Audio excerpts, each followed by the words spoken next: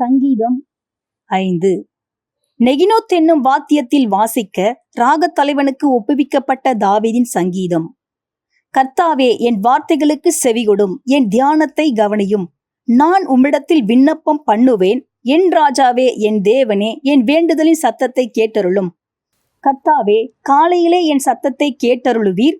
காலையிலே உமக்கு நேரே வந்து ஆயத்தமாகி காத்திருப்பேன். நீர் துன்மார்க்கத்தில் பிரியப்படுகிற தேவன் அல்ல. தீமை உம்மிடத்தில் சேர்வதில்லை. வீம்புக்காரர் உம்முடைய கண்களுக்கு முன்பாக நிலைநிற்க மாட்டார்கள்.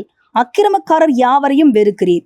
பொய் பேசுகிறவர்களை அழிப்பீர். இரத்த பிரியனையும் சூதுள்ள மனுஷனையும் கர்த்தர் அருவருக்கிறார்.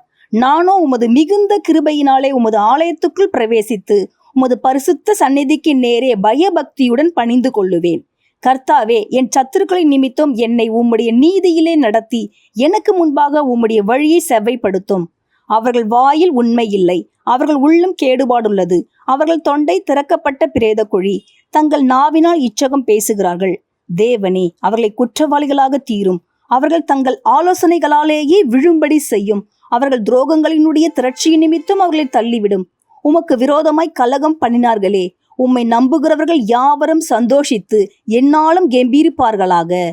நீர் அவர்களை காப்பாற்றுவீர். உம்முடைய நாமத்தை நேசிக்கிறவர்கள் உம்மில் களி கூறுவார்களாக.